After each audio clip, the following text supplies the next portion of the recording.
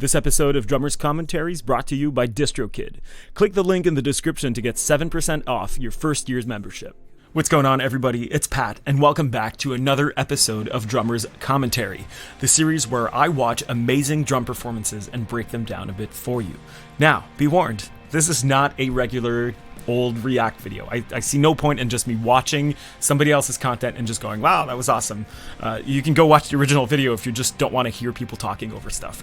Now, what I'm going to do instead is that when I think it's appropriate, I'm going to pause the video and then we'll talk about the drummer themselves, you know, the gear, the time signature, the cymbals, all that kind of stuff. Things that maybe people who don't know much about drumming or music won't hear at the first listen. So we'll break that down a bit for people. It's not a drum lesson, it's not a React video, it's somewhere in between. It's a good time.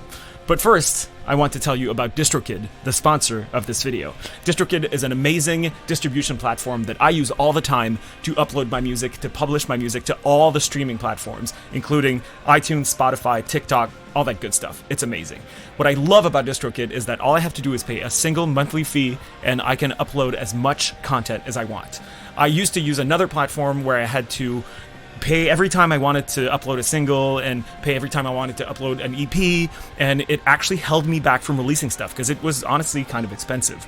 I used to hold back on releasing stuff because I was like, man, it's a single, I have to pay like $15 plus this and that and this fee and whatever, and then I went on YouTube and I would get a copyright strike on my own content. I hated it. So what I did instead is I switched to DistroKid, which to be honest is so much easier. All I do is pay a single monthly fee and then I just upload as much as I want. And that's how I can upload new singles and distribute albums and singles for all of my bands. And I love doing that. So if you want to sign up for DistroKid, you can click the link in the description to save 7% off your first year's membership. Thank you, DistroKid, for sponsoring this video. It's very appreciated. And thank you for supporting me by clicking that link. It's pretty much the only way to help support this channel. I don't make any ad revenue from YouTube on these videos. They all get copyright strikes. They all get claimed by the artists, which, you know, kind of makes sense. It's their content I'm reacting to, so it seems fair to me. So you can support the channel by clicking that link and by watching these videos. To be honest, I'm just here for the good times. Speaking of good times, let's look at this amazing video. Let's watch it. Let's break it down. It's Benny GREB live at Vic Firth.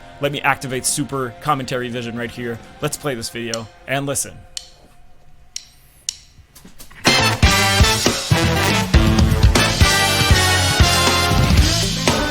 Bit of a different style this time. I usually do metal, prog. If you don't know Benny GREB, amazing drummer.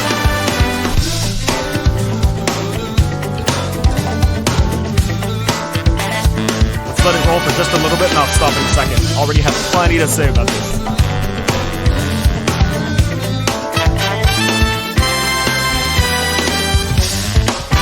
Alright, we already changed themes and whatnot.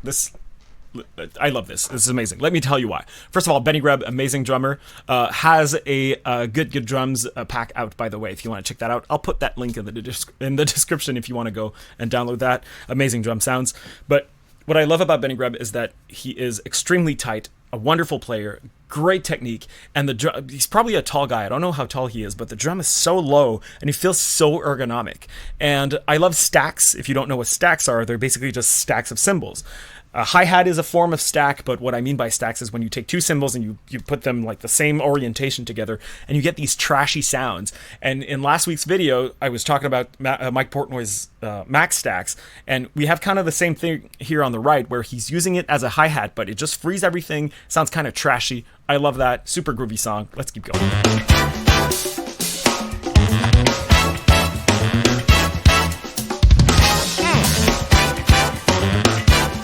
Look at that right hand, man. Total mastery.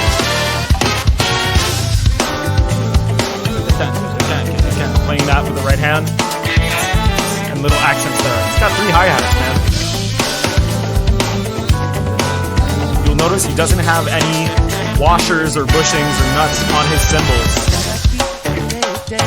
And some people prefer playing like that because it just lets your cymbal breathe, lets it really wash itself. What I mean by wash it, it's just let it, wash and play freely and no damage whatsoever. Dude. Straight jazz, right? Like, jazzy jazz, like a jazz feel, be like a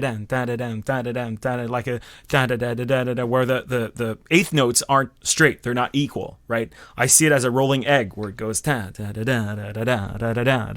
right? It's not a perfect shape. But now it's the same kind of thing, but the jazz has been straightened, sort of, where they're playing the same rhythms, where it'd be but now it's the same kind of feel, more in the fusion style at this point, and makes it, a lot straighter and to some extent groovier almost. I love this kind of music. It's really like a musician's song, a player's song, but it's awesome.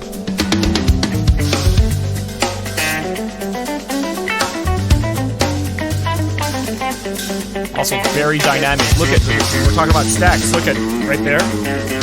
Under that cymbal there, there's another cymbal under it to give it more trash. See that? Right there.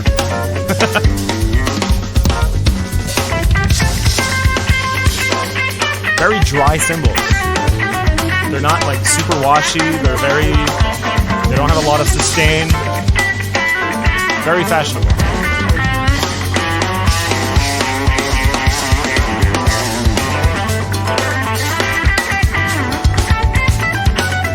Amazing foot technique.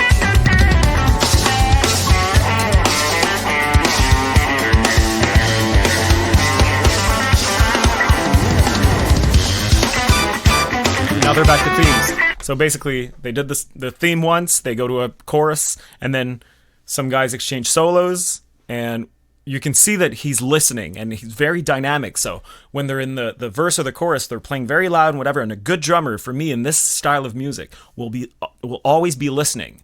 Of course, they all know where they're going, but they can decide at some point that the guitar solo is so cool that they just want to go for another 8 or 16 bars. And you always have to, be listening and watching and feeling what's going on. And that's what I love about this performance, is that it's obviously happening. This is just a jam, and they know what the themes are, but at any point they just go off and jam for a little bit, whatever, and then at some point they're all like, all right, we're going back. Boom, they're going back to the theme, right? And that's what they're doing now. They're going back to the B theme.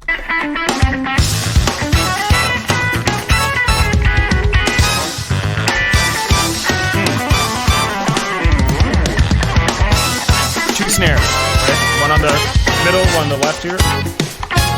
You just heard it. Probably drum solo time at this point, right?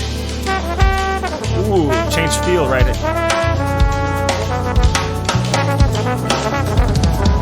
That'll butcher the side of your toms right there.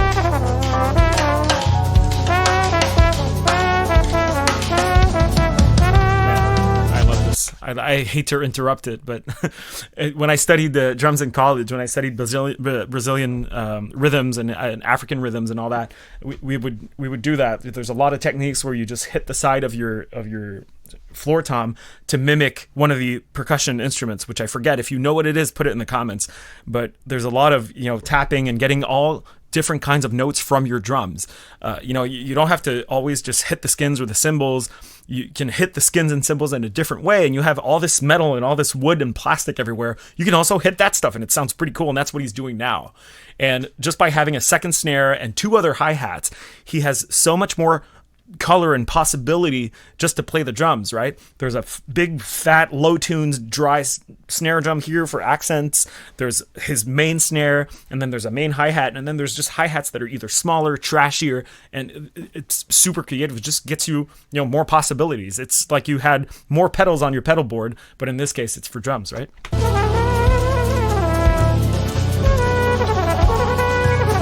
Amazing technique. Look at the hands and the fingers.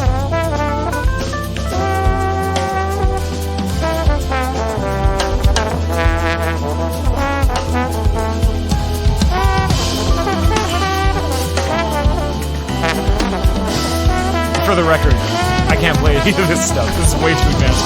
I'm a rock drummer.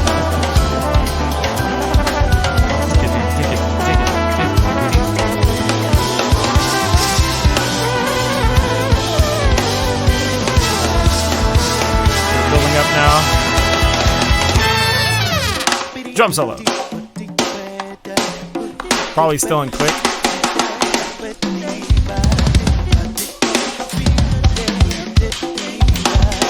Oh man, this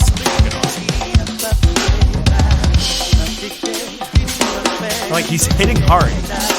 He's playing pretty much, like, I want to make a point out of this. He's pretty much playing as hard as you can hit a drum, but it doesn't show. It's effortless because he is an absolute master of his craft. It can look like it's a lot of effort, but that is just a layer of whipped cream and showmanship where you make it seem like it's a lot of effort, and it's like playing the drums and like the right way should be effortless, and the rest is just you put on a show, man.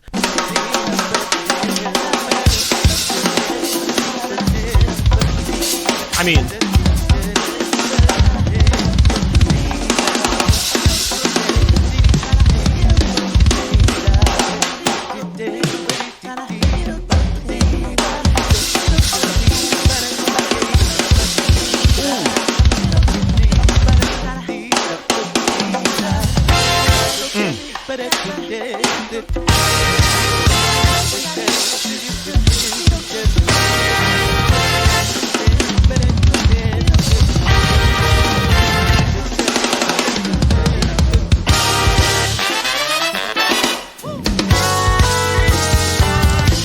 now we're back to the theme. See? This solo could have gone for 10 minutes. It's just, at some point he was like, all right, guys, I'm done. Let's go back to the theme. Very jazz. That's it. Oh. Amazing performance. Crazy performance. I love that stuff. Please do me a favor. Go on the Vic5th channel. I'll put the link in the description. Go watch the video without me talking over it. Just experience it from start to finish.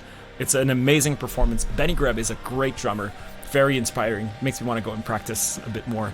But I just don't have enough time to practice that much these days. So that was it. I hope you enjoyed that video. Go check it out. Go check out Benny GREB. If you're a composer, if you like drums and you want to look out for good drum samples, he's got a pack out with Get Good Drums, I believe. That'll be in the description. Thank you to DistroKid for sponsoring this video. Thank you guys for watching. And I guess I'll see you next time. Bye, guys.